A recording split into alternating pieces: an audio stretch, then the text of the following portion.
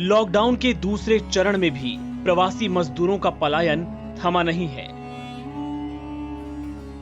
देश में 3 मई तक लॉकडाउन बढ़ाए जाने का ऐलान हुआ तो महाराष्ट्र के नागपुर और नासिक जैसे जिलों में काम करने वाले मध्य प्रदेश के इन मजदूरों की आस टूट गई।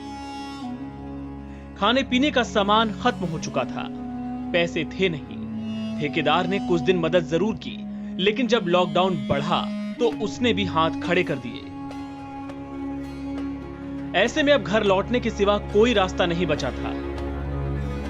कोई पैदल ही चल पड़ा तो किसी ने साइकिल से सफर तय करने की ठानी।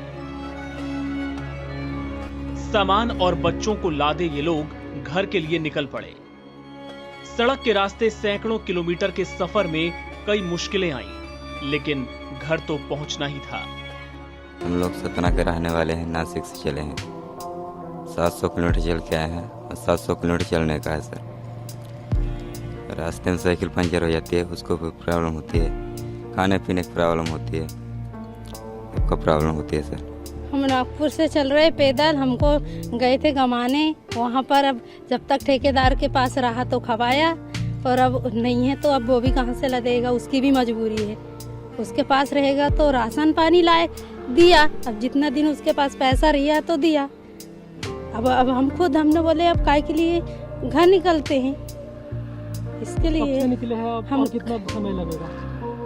हमको कल पहुंच जाएंगे, फिर भी 10 बजे तक घर। कब से निकले? हम कल 5 बजे के निकले हैं।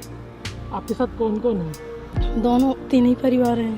बच्चे हैं? हाँ, हो गए, 1 साल की है। ऐसा नहीं है कि रास्ते पुलिस और प्रशासन की ओर से इन मजदूरों की कोई मदद नहीं की गई। पुलिस ने मदद की पेशकश की थी, लेकिन ये साइकिल उसके आड़े आ गई।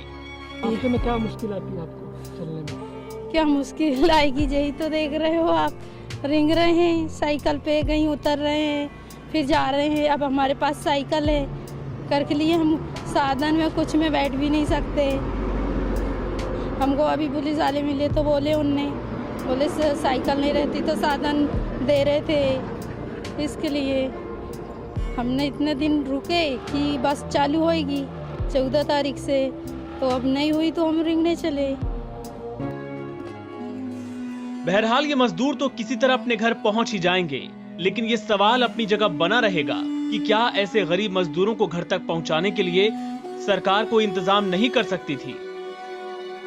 लॉकडाउन के पहले चरण में भी ऐसी तस्वीरों के बाद यही सवाल उठा था, जिसे देखकर पूरा देश शर्मिंदा हुआ था।